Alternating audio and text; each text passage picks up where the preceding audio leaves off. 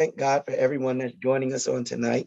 And even for those that are watching the playback later on. And we give God the glory, honor, and praise. And we just thank God for keeping us in times like these, because we know in times like this, with everything that is going on in the world, it is quite crazy out there right now, because every news outlet is talking about and dealing with the tragedy that happened down in Texas. It's even being talked about on your sports shows and all of that. Everybody is talking about it. But like we have stated on many occasions, talk is one thing, but there has to be some actions that follow it. There has to be some actions that follow it, because talk will only going to last but for so long. And even with this situation, once the next hot news item comes along, to a certain degree, this is going to be pushed to the side, and they're going to start running with whatever is the new hot news item.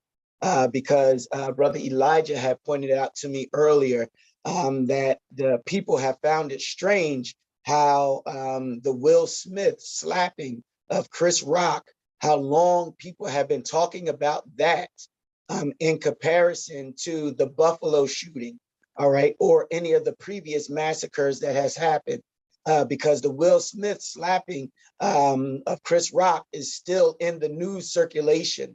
And it's quite disturbing, all right, that you would have that, all right, in the news. And it is news, but for a certain degree, or to a certain degree, is not as, to say, as big as this, and to not get the attention and not to get the steam that is necessary. It's crazy.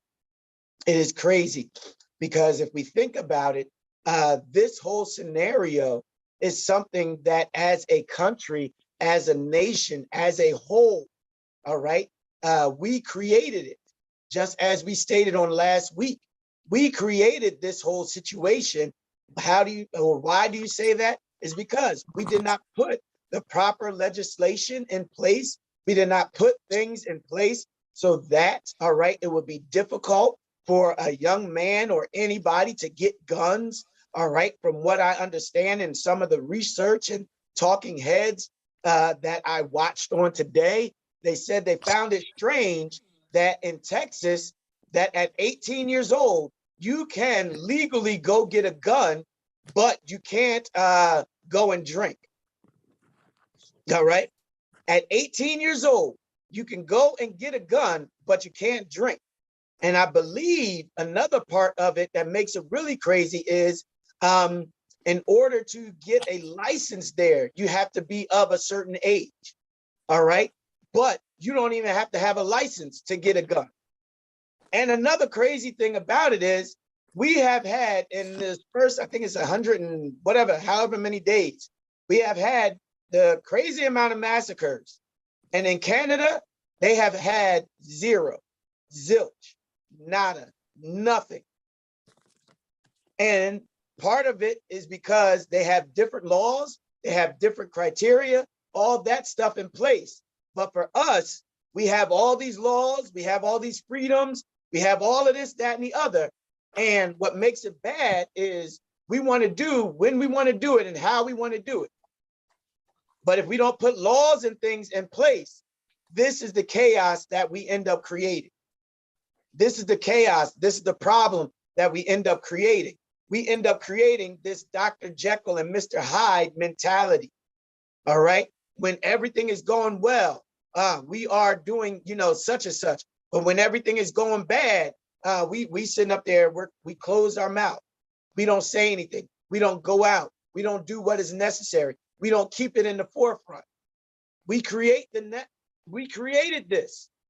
All right. And what makes it bad is to make it really bad, for those who do not know, the NRA, the National Rifle Association, they actually have to say their convention coming up on Friday, and the convention is in Houston, Texas. Yes, it's in Houston, Texas, about an hour away from where this massacre happened. Listen, people of God, we, all right, as a whole, as a country, created this. We created this. As we stated on last week, we created this situation because of things that we have done and things that we allowed to have happen. Because let me go and read, all right? Read where we came from. We came from Genesis chapter number 25, verses 27 and 28. And it reads on this wise, verse 27, and the boys grew, and Esau was a cunning hunter, a man of the field, and Jacob was a plain man, dwelling in tents. And Isaac loved Esau because he did eat of his venison, but Rebekah loved Jacob. Picking sides, choosing sides, not coming together, and realizing, listen, this is for the greater good. Like we stated on this morning, putting your party aside. That's what has to happen. But because people are picking sides, nothing's going to get done to a certain degree. Because you look at it, Rebekah and Isaac created this sibling rivalry because one loved Esau, the other one loved Jacob. Now, as we stated on last week, let's just revisit this question again, just to get our brains going, to get us thinking. And the question is very simple, and it states this: is sibling rivalry always bad? And I know that we dealt with it last week, but I just want us to get our minds going a little bit. Is sibling rivalry always bad? And I don't mind if somebody repeats their answer from last week. Please, somebody come off of mute.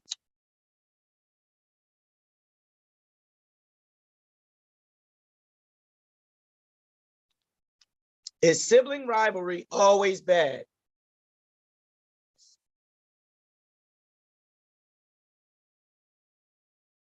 Do we always have to be at odds with our brother and with our sister? Or can we be at peace? We can be at peace. Okay, we can be at peace. But I think it depends on the situation. Depending on what you went through, depending on whether or not you can be at peace. Okay. All right. All right. Depending on what you went through, depending on what's going on, you can be at peace. Do you always have to be at odds? No. Okay. No, you don't always have to be at odds. You can always get along. But if somebody is sitting up there needling and pushing and prying, then it's going to be difficult not to have a sibling rivalry. Because as we stated, the parents created. Because imagine one would turn around, or possibly just saying, one could turn around and say, oh, daddy loves me more than you. Oh, mommy loves me more than you. She gave me this. Oh, no, she didn't. She don't love you more than me. And then that could start going like this. And the part that we need to realize is that, listen, you got to love them for who they are, and you got to love them. I can't say you got to love them equally. You got to give them both love. You got to show them, both of them, all of your children, love, because they need it. They need it. And so with that being stated, put it this way, depending on how much or how little attention or opportunities we provide or were provided for the child will determine how that child will turn out. Because if they have a lot of opportunities, if things are really created for them, if somebody really, took them under their wing and really helped them and cultivated them and spent time with them, all right, then they're going to turn out and do great things. Sometimes, because sometimes they won't. Because sometimes they'll go the complete opposite, no matter how much attention you pay to them. Now, let me ask us this question, and I need somebody to come off of mute. Why are some parents or grandparents unwilling to tell the real truth if they love the child or if they love their children. And I'll read it again. Why are some parents or grandparents unwilling or reluctant to tell the real truth if they love their child or children? Why are they so reluctant? Why are they unwilling? Somebody come off of mute and answer that for me. I would say they're unwilling because of their own pride. They don't want to bring up some skeletons that's probably in their closet, or they still want their image or their family to see them as the image that they are and not what they probably went through. So they're not going to tell the truth. If my mom is actually my aunt and not my mom, they're not going to tell the truth because they want to keep that a secret. Oh, say that again. They won't want to tell the truth. They want to keep it a secret. So if my mom is actually my aunt and not my actual mom, they don't want to tell that. That has to be kept a secret, even though the truth of it will help your child, because then they say, all right, well, now I know mistakes that I should not take, or what things I need to pray and ask God to help me through because it's going through my bloodline, but they don't want to tell the truth. All right. All right. Someone else want to add to that? Why wouldn't you want to tell your child that you love them? I mean, why not? I don't know. And well, maybe some parents don't know how to show affection and never had affection shown to them. Maybe that's why they wouldn't want to tell their child or grandchild that they love them. Yeah, but actually, it's why are some parents, grandparents, unwilling to tell the truth? Oh, to tell the truth. Okay. Yeah, tell the truth. If they love the child or love their children or love their grandchildren. Someone else. Like Felita said, it's going to bring up the skeletons in their closet. Someone else. No, a lot of times they won't tell the truth. Ooh. You know, back in the day, the old folks, they never used to tell their kids what was going on in their life. Wow. That's good. That's good. I like that. A perpetual lie. Grown folks' business. Yeah. They would say that's grown folks' business, right? We will always be wondering, what happened there? What happened between this and that? Why did mom tell me to say that? You know? I like that one. Grandmom told mom and mom told daughter, and yeah, I like that one. That's a good one. Pastor, I think they, like Sister Minister Pierce said, that the older people didn't want us in grown folks' business. But I think we don't went completely the opposite. We couldn't find the balance in it somewhere. At some age, I don't know, but it's never, could it be a right time to tell the child, a man that you was thought with your daddy is not your daddy, but eventually you have to tell them the truth. I don't think it's ever a right time to tell them, but you got to tell them the truth. But I think now these kids, like 4 and 5 years old, I got a different daddy than you. I think we just went too far. We couldn't find a balance in there somewhere. Yeah, that is so true. That is so true. Because the other thing that happens, another side of the coin, and then Elder Bebop, because I saw you was coming off of mute. The other side to the coin is we have to look at and know our child, but also in knowing our child, we know what they are able to handle and what they're able to not handle. So we got to pray and ask God, when is the time to share with them, that your uncle is really not your uncle, that's your daddy. That type of thing.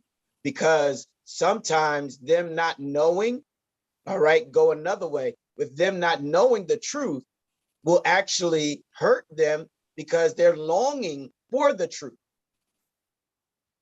All right, Elder. Okay. Sometimes I think is a reflection on the person whether it's the mother, whether it's the grandmother, probably going back 3, 4, maybe even 5 generations, this certain lie has been told. And so the next generation is probably scared to tell the truth. And so it just lingers on. And once you tell that lie, now you're the liar. And you're afraid if you tell the truth, the one before you would be upset. And then there's an argument or whatever. But at some point, that truth needs to be told, because going back, even with like the sneakiness, like they said, the uncle, the father's the uncle, the aunt is the mother, but that's how you end up with sisters dating brothers, cousins dating cousins, because nobody wants to tell the truth, and they see that the person is going with their cousin or going with their brother or whatever down those lines.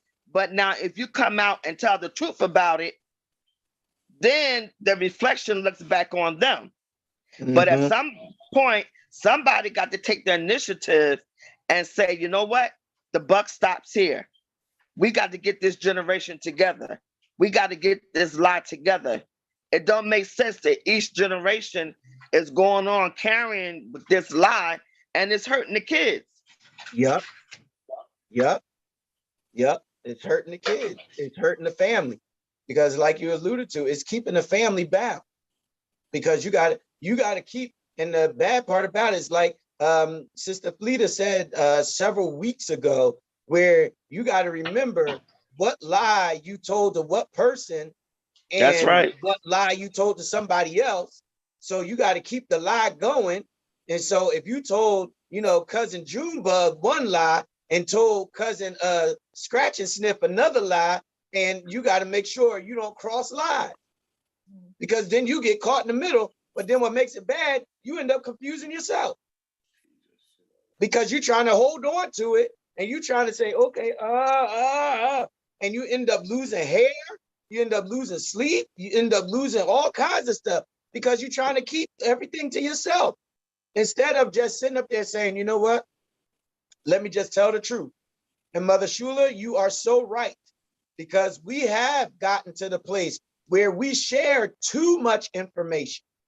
And like you stated, we have gotten it out of balance, because we have too many people, because like we stated before, too many people know what we're doing, because we're always on this all the time, posting, oh, I'm going out to eat at such and such, taking a picture of our food. Oh, I just bought this, taking a picture of that, posting it. Oh, look at this inside my house, posting it. And it's like, come on. We don't want to see all of that. We don't want to know all of that. We're giving people too much information, and we need to dial it back some, because even to pull something out, old piece of history, even when Kim Kardashian was robbed, I think when she was in France, because she had posted that she was in France and took pictures of the room and, of her jewelry and stuff like that. And then next thing you know, the guys knew where she was at in France, broke into her room, took her stuff, and it startled her. And so we got to make sure. Because now, like we stated, it has to be in balance. And that's just regular stuff.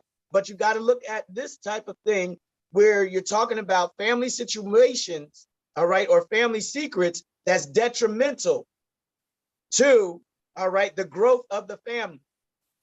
Because sometimes some people will stay in a situation or act out because they don't know the truth.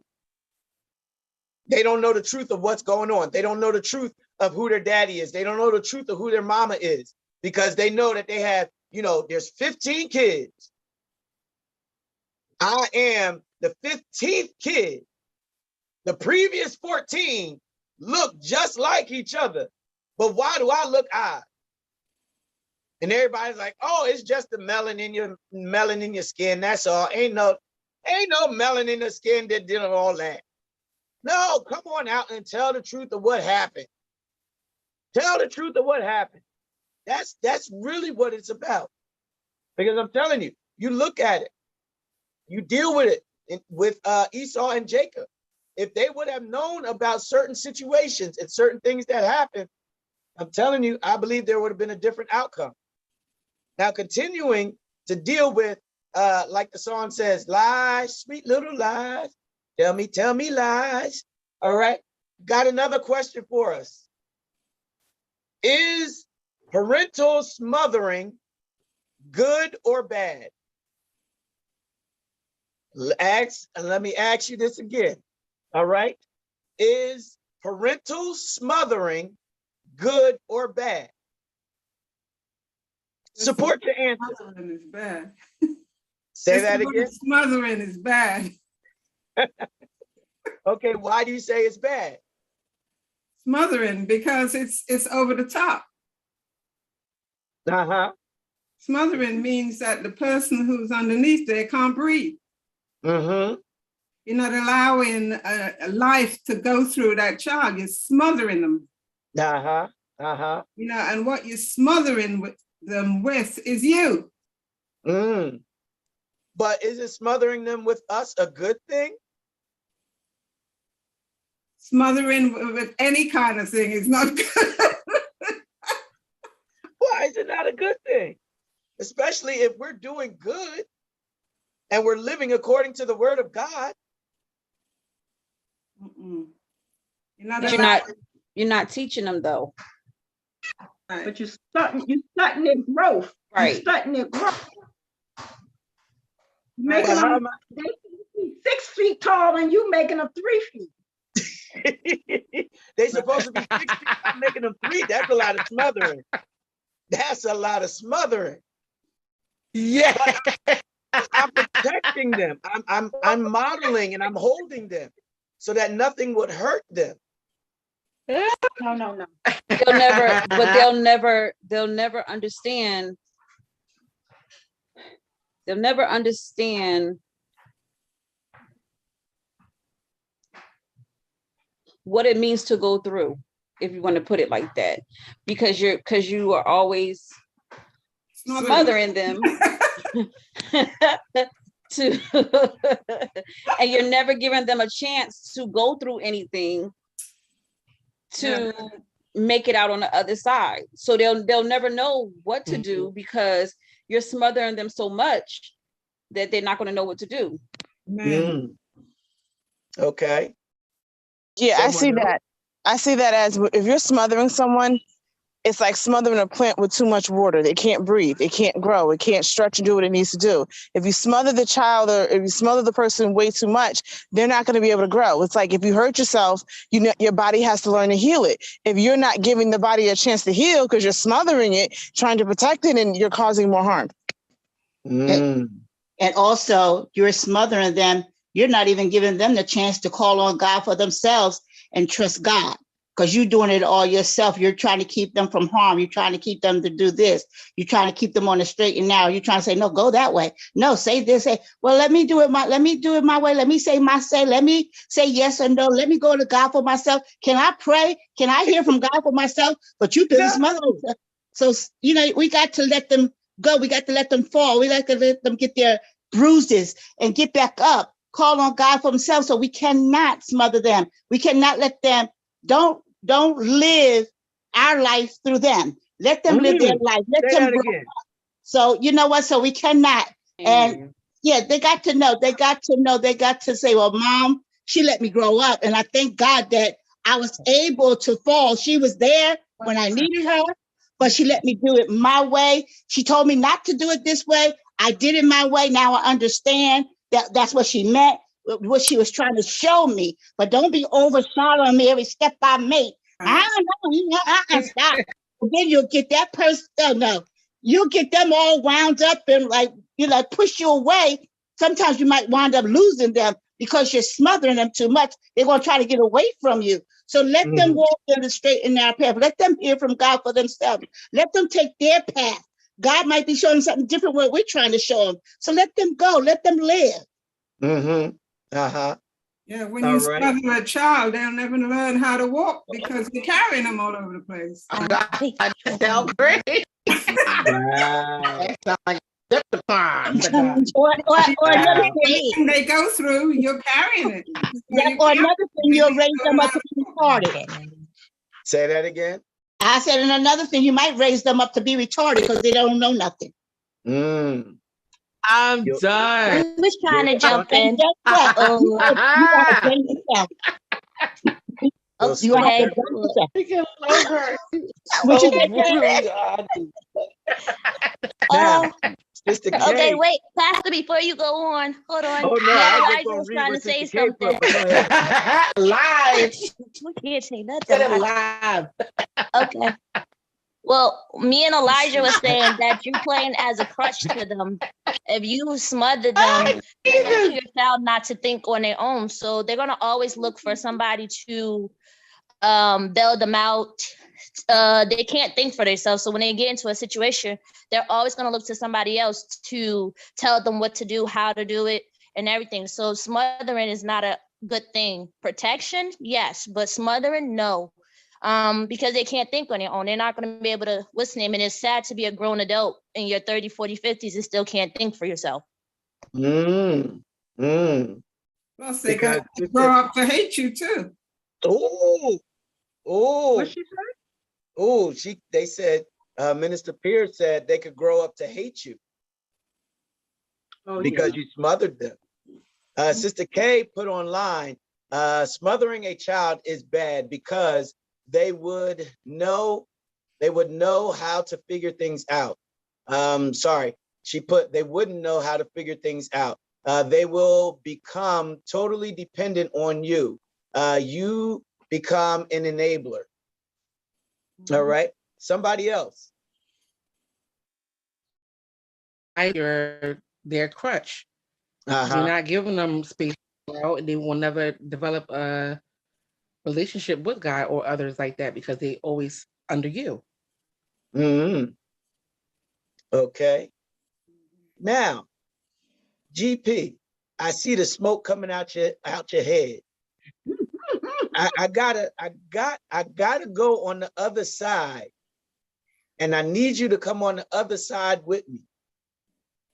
Could smothering be a good thing? And if so, why could it be a good thing? Yeah, smothering could be because some people need to be spoon-fed sometimes. They need certain guidance because they've had a history of making bad decisions. So sometimes they some might call it protection, but it's still a form of smothering because if you can't breathe on your own, you need somebody to help you breathe.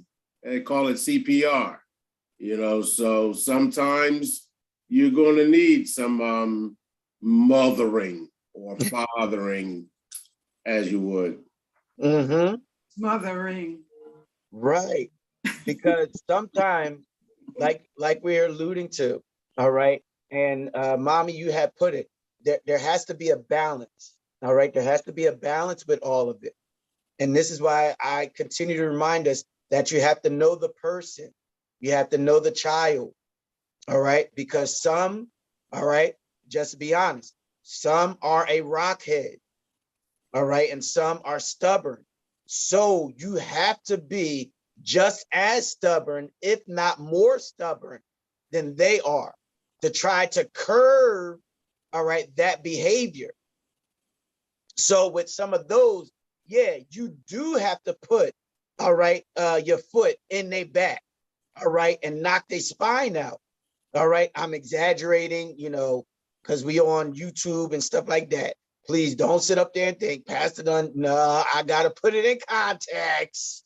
All right. But for some, you do have to do that. Why? Because they need that. All right. They need that structure. All right. That's why I say, and then that's why I say you have to know the child. But then the flip side of it is you may have a second or a third child that you don't have to do that to. because their temperaments, all right, their attitudes, the disposition, their thought process is totally different than the other. So one will be one way, one will be the other way. So we have to make sure that we know, all right, the child and know what, and really sense and discern. It's like, okay, ooh, I see where you're coming. All right, I see it and I recognize it because I recognize that in me. All right, so I don't want to do to you what my mother did to me. So I'm not going to smother you because I see how that suffocated or how that's suffocating you because it suffocated me. And it caused me to have asthma now as an adult. And let me put what the asthma is. The asthma is anxiety and panic attacks.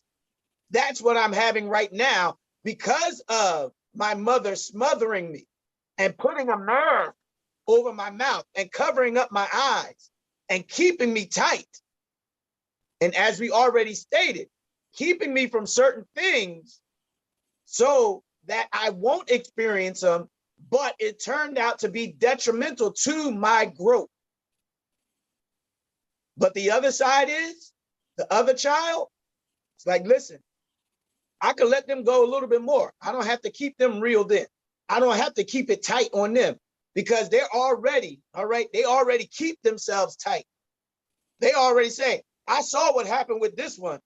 I saw what happened with my older brother. I saw what happened with my younger sister. I saw what happened with my older, my older brothers and on all them.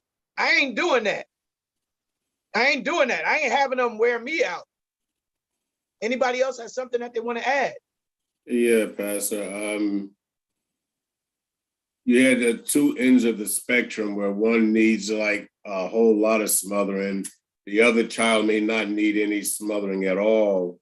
But then there'll be that child in the middle that they might not need complete smothering. They just might need some smothering in certain areas of their life. Wow. That they'll be able, they're functional to the point where they can make some good decisions, but there's some things that they're sketchy on, and that's the area that they need to be smothered. So there's a partial smothering that's also in the middle there. Yeah, so what you're alluding to is really, like to say, three different areas. One that needs a lot, one that needs a little, and one that doesn't need any at all. Yeah. And like we said, we got to know the child. We got to know the child. We got to know the situation. But besides that, we also have to grow. We have to grow with them. We have to grow with them and understand them. All right. But that's why the first question is so important and imperative, because some of our children, all right, experience some of the things that they experience because we withhold the truth from them about how they got here or what ended up happening or what we did. We withhold that truth from them. But as Mother Shula said, we have to be strategic about when we share and how much we share, because sometimes they cannot handle it. And we got to realize it's like, okay, I can give you a little bit, but that's it for right now. Let's table this conversation and come back a little later, because our relationship with our child, oh God, people of God, our relationship with our child has to grow. As they mature, we have to mature. Our relationship has to mature. We can't just keep holding and withholding stuff from them, because what will happen, as we already alluded to, is it will perpetuate a cycle. A cycle will continue to happen. It will continue to happen. That's how we end up having a great grandfather who was a Rolling Stone, have a grandfather who was a Rolling Stone, have a father who was a Rolling Stone, have a son who is 12 years old and is already rolling little pebbles because they haven't gotten to rolling a stone yet, but they working on rolling a stone though. Oh, you're funny. Hey, I just had to put it in there. Does anybody have anything else to add? A question or a comment? All right. Because our next point is this. It's 3 words that for those of us who are on Facebook, we've already seen the words before. Like, share, and comment. Why do you say that? I say that because sometimes when we need to open our mouth, we don't open our mouth. Sometimes when we need to like something, we don't like it. And sometimes when we don't need to share, we end up sharing.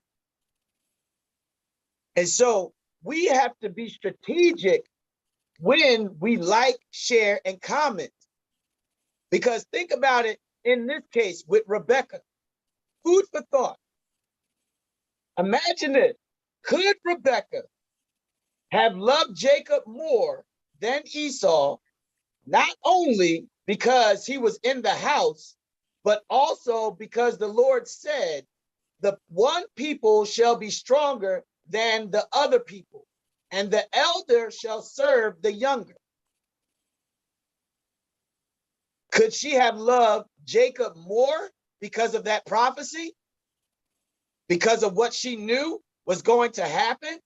And she wanted to make sure that she was in, all right, on the inside, had an inside track. Just like when you have people that have an inside track to when stocks are going up and stocks are going down, that's when they start doing that illegal trading. Let me give you another piece. Another piece of food for thought is this. Because of the promise or the prophecy that God gave concerning Jacob, could that have been the reason why Rebecca later on helped Jacob get the blessing? Because she wanted to help God out and ensure Jacob would be blessed. Think about that one. Pastor, that's always a possibility. Because that's always a possibility, because as now, some things that we know or we have an insight on, or we have a clue on, or we think we might, we do end up helping God out when he don't need any help, just because of what we know. Come on and dig at it. Or what we heard. Yep. Come on and dig at it. Yes. I thought I heard somebody else. Well, she probably would have been better off if she didn't know that, because then maybe she would have treated both of her sons equal, because she wouldn't have known who was going to lead and who not was going to lead. Yeah. So she might have been better. Sometimes some information is you better not knowing it. Yeah. Than to know it. Yes. Yep. You are so true. So true. 100% true. Anyone else? Because like I stated, this is why I, we don't know. All right. And it's not that we're adding to or taking away from the word. It's just the point of, you know what? Let's expand our thinking. All right. When it comes to this, because as we already know, not everything that happened in the world in biblical times, all right, was written in the Bible. Every single miracle that Jesus performed was not in the Bible. Every single thing that David did is not written in the Bible. Every single thing that any of the prophets that they said is not written in the Bible. But it's food for thought for us to think about and for us to really dig at it and really say, wow, that could have been a possibility. And let me check myself and look at myself, because this could be me. This could be the reason why I'm doing what I'm doing, because I know something or I see something. So as Elder said, let me help God out. But as we stated, just be and they will. You don't have to help God out. God does not need our help. 9 times out of 10, or most likely 10 times out of 10, we help God out and we jack the situation up. And then we turn around and blame God for the jacked up situation that we in. And we ask God, why am I in this? And if he was like some of us, he would turn around and say, fool, you the one that put yourself in this situation. I just took my hands off of it. If you would have just left it and left me well enough alone, it would have worked out fine. Because think about it this way. Has there ever been a promise in biblical times or in your life right now that God has made and you have done everything that was supposed to be done so that the promise will come to pass? Has that promise ever not come to pass? No. Exactly. No. Exactly. Every single promise that God has ever made has come to pass. Mm-hmm. And you think about it, God does not waste words. So if he said that Jacob is going to be blessed and highly favored, then Rebecca could have just left it alone and just held on to the blessing, held on to the prophecy, held on to the word that the Lord had told her, and just pondered it in her heart. Because you look at what Mary did. Mary kept all those things. The mother of Jesus, she kept all those things in her heart. She just held them there. She just remembered. She didn't try to do anything to, manipulate. Yeah, the one time with the turning the water into wine, but after that, that was it. She took her hands off, according to the word of God. But I'm glad that Go ahead. I'm glad that the Bible speaks of the prophet like Noah. After he saved everybody from the ark, he got drunk. I'm glad that we see that they don't do everything right. Yeah. And I enjoy that part because it let me know, who messed up more than David? But God said he was a man after his own heart. So it gives me hope and lets me know, hey girl, go and repent, and you repent and be sorry and don't keep repeating the same behavior. That God is faithful and he's just. Yep.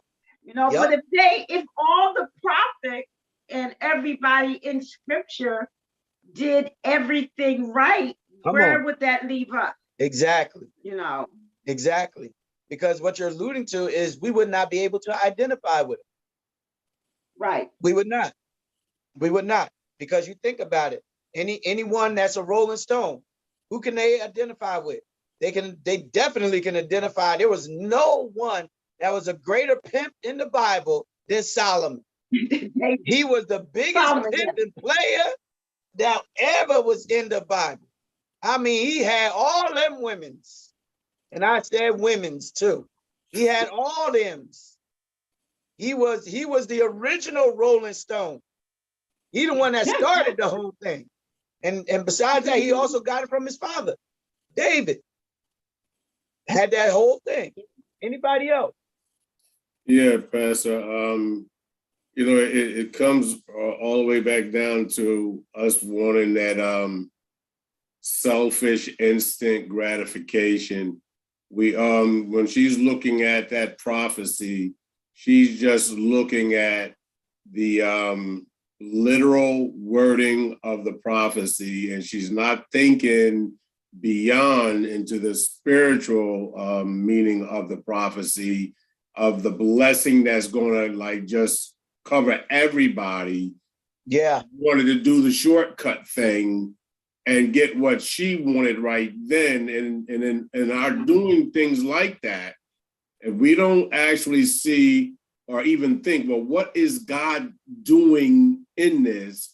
The prophet said, now, do we have faith? Do we believe that this is what God said? And like you just said, everything that he said, it came to pass. So we just have to have faith and wait for it, but she just wasn't willing. Yeah. And we have to learn from that we have to be patient. We have to wait. Amen. Because God's word is going to come to pass. Yep. Everything that God gives us is a test. Yep. You know, the thing is that it works together for our good. Yep. No matter how bad it is or how much we mess it up, it always comes back working together for our good. It has to. Right. It has to, because he won't leave us like that. Yep. You know, so whatever happens, it's supposed to happen. You know, whenever we trip up, we're supposed to trip up right there. Amen. God knows exactly how we're going to turn his word around, how we're going to walk in his word. He knows exactly the day, the time, and the hour. But the thing is that he allows it to work together for our good.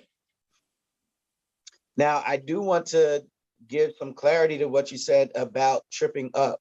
Sometimes we trip up because we don't pay attention to our own feet. And we trip ourselves up. All right. Sometimes that does happen. You know, sometimes, you know, we put ourselves in the situation, but like you stated, all things work together for the good.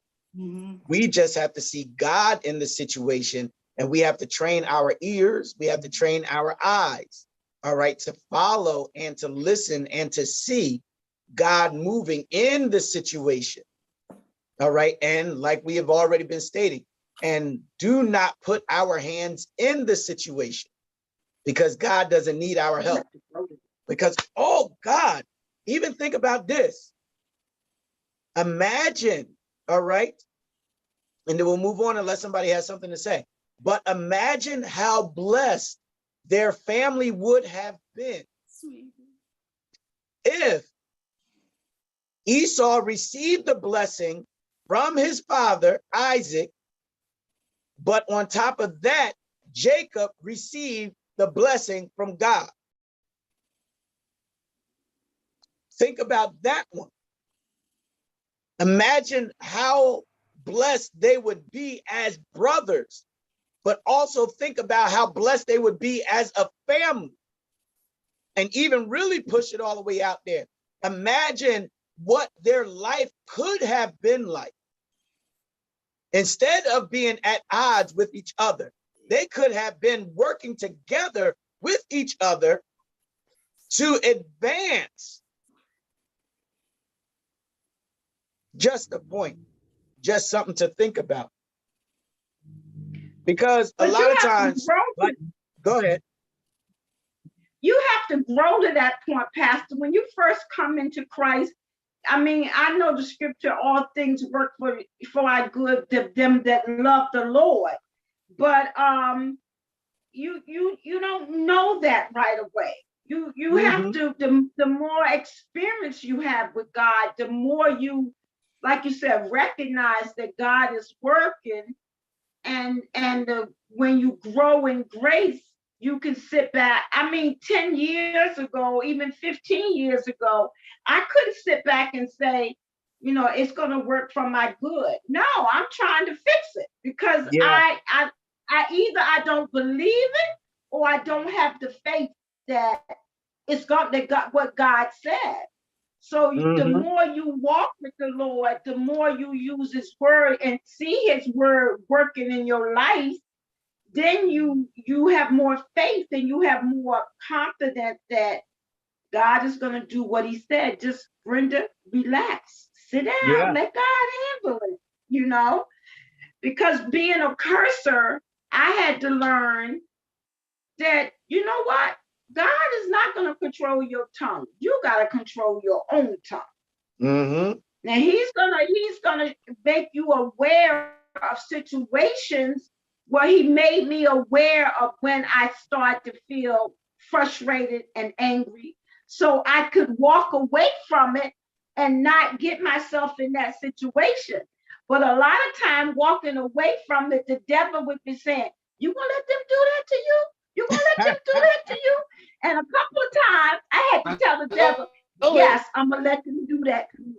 I'm gonna let them do that to me because I wanted to be delivered so bad. I wanted to stop. I wanted better behavior. I didn't want to fight every time somebody said something I didn't like, or so I wanted it so bad that I had to tell the devil, yes, I'm gonna let them do that to me. And then you have to realize that the battle is not yours. Are you gonna let the Lord fight the battle, or are you gonna handle the battle? Yeah. So it's, it's a struggle. It's a struggle. And the more experience you have with God, the better you should grow and understand that and be able to relax in him. Yep. And that's also the reason why we have to be strategic when it comes to smothering and protecting our children, because they need to experience these things in God so that they can grow. Because we would want, or we should want them, all right, to be well-versed in the knowledge and the things of God at a younger age than we were, so that they would have a fighting chance. So that's part of the reason why we have to like, share, and comment and let them know what we went through, how we experienced it, why we experienced what we experienced, so that they can mature, all right, spiritually and even mentally to a certain degree if they're able to handle it at a younger age. Let them know, it's like, listen, daddy ran up his credit and he jacked his credit up. Mama was sitting up there drag racing like she was on the movie Fast and Furious and messed up her license and is still paying for it to this day. I don't want you to fall into the same traps that I fell into. I see you had those tendencies, but I'm going to let you know as God leads me so that you won't. And if you do, I'm still going to be here for you. But I don't want you to experience the things that I experienced, the things that I went through. I need for there has to be a change. There has to be a change. The cycle has to be destroyed. It has to be. And we can't continue to have the same cycle go on and on and on and on. We got to do what is necessary to destroy the cycle. We have to do what is necessary. Because you look at it, because of what Rebecca did, look at what Jacob continued to do even after he received the blessing. He was still slipping and dipping, ducking and dodging, pulling tricks here, pulling tricks there. Like the cereal says, tricks are for kids.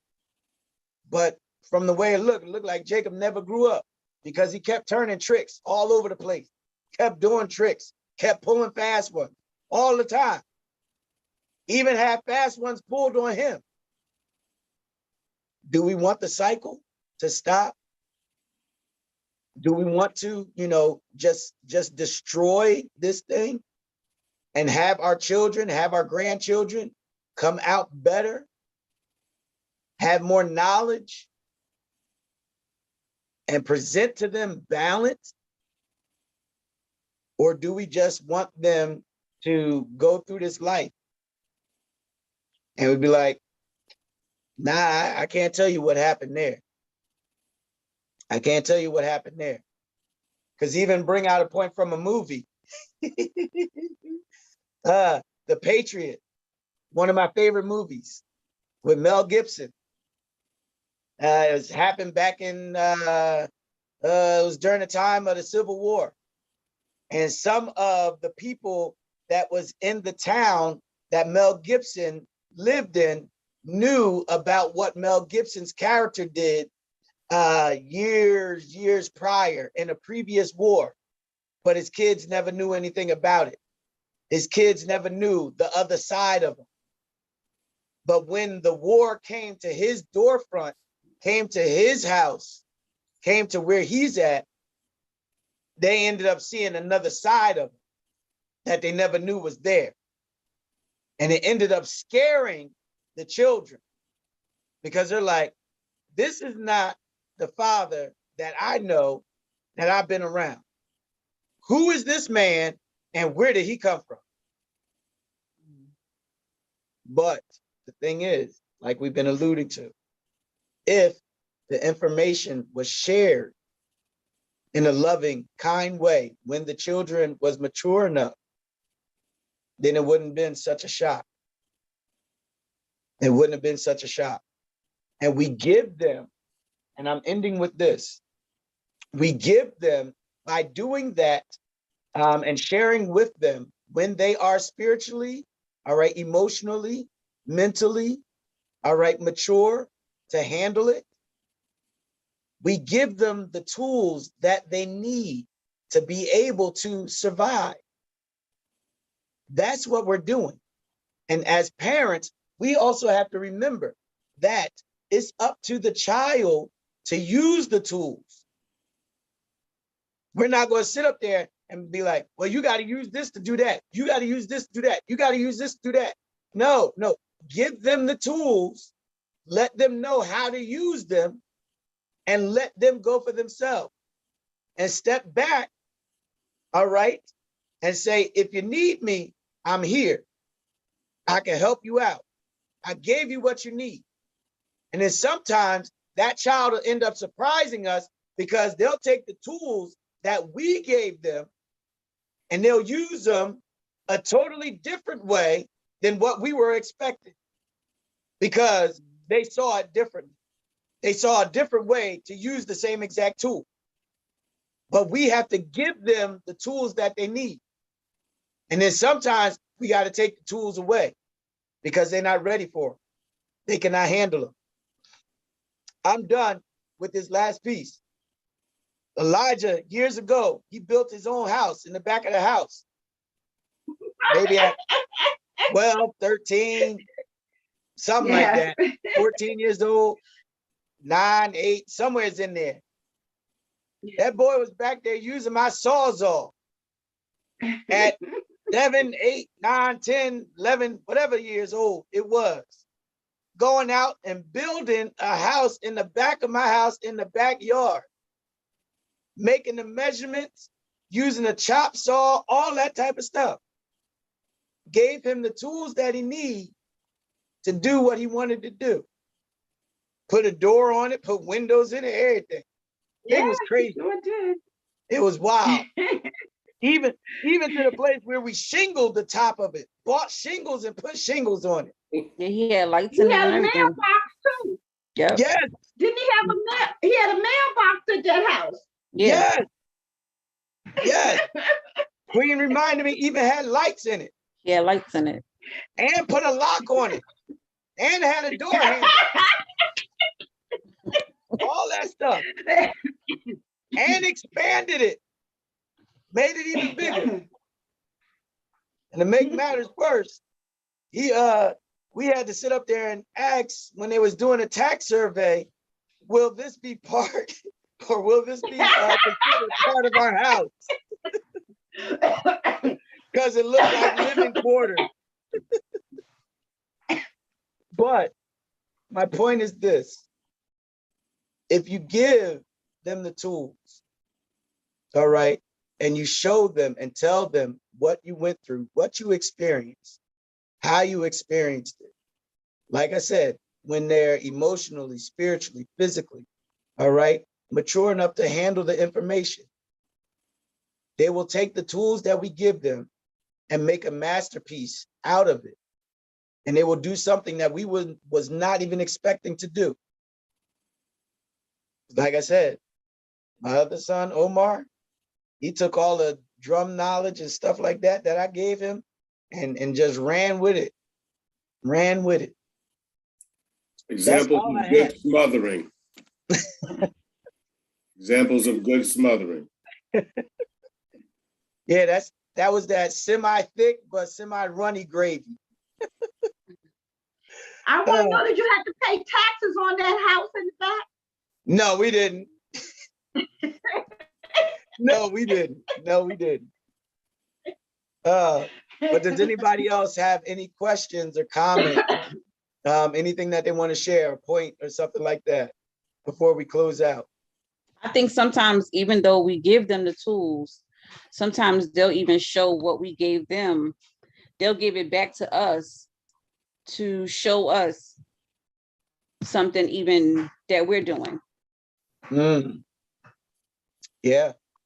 Very good. Yeah. Yeah. Yeah. They'll flip it. They'll flip it on us. They'll flip it on us. All right. Someone else? Because a lot of times they're doing what we should have been doing.